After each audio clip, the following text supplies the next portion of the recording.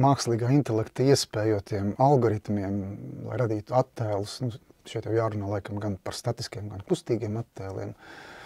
Mums jāskatās no tādas risku un iespēju pozīcijām. Un tie riski, protams, ir tajos mirkļos, kad mēs redzam, ka mākslīgais intelekts spēj radīt attēlus, kas izskatās pēc realitātes, un īsti vairs nav iespējams noteikt tās robežas daudzos brīžos. Un tādā žurnālistikas griezumā un arī cilvēku savstarpējā saskarsmē, tāpēc, ka mums fotogrāfija ir diezgan jaudīgs mēdījis, lai sazinātos savā starpā. Tas apdraud tādu kā realitātes, dalīšanos ar realitāti, dalīšanos ar ikdienu, un viennozīmīgi tajā mirklī, kad mēs zaudēsim kultūrā ticību, ka fotogrāfija spēja nodot kaut ko no realitātes mūsējās citam cilvēkam, būs jauns mēdījis vietā. Bet, ja mēs domājam tā tīri praktiski, tad nekas jau šausmīgi traģisks nav noticis.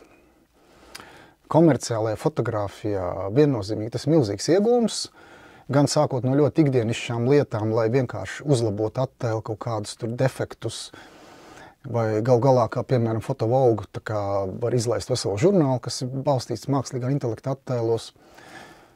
Un nekas šausmīgs nav noticis. Universitātē mēs uztveram mākslīgo intelektu pilnīgi viennozīmīgi kā iespēju, vismaz es to tā uztveru kā savos fotogrāfijas kursos, jo tas ir tas, kas viennozīmīgi būs blakus mūsu nākotnes sabiedrībai nepārtraukti arvien vairāk un vairāk.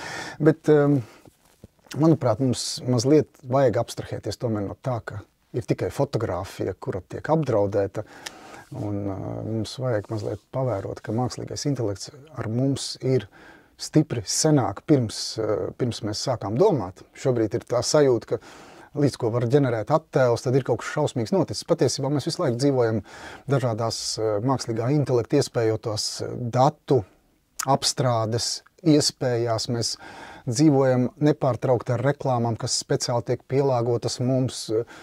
Atvainojiet, kara laukā lido ieroči, kas izvēlās arī pēc dažādiem principiem, uz ko uzbrukt, balstoties dažādu veidu algoritmus, kurus arī var saukt par mākslīgo intelektu.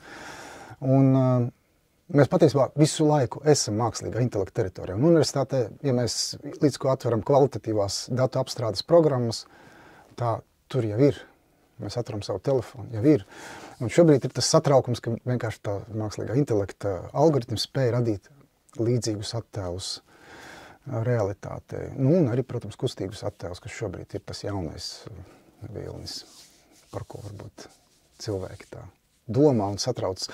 Bet tās ir milzīgas iespējas arī komerciāli, teiksim, grafiskiem dizaineriem, kuri pēkšņi var iztikt bez fotogrāfa.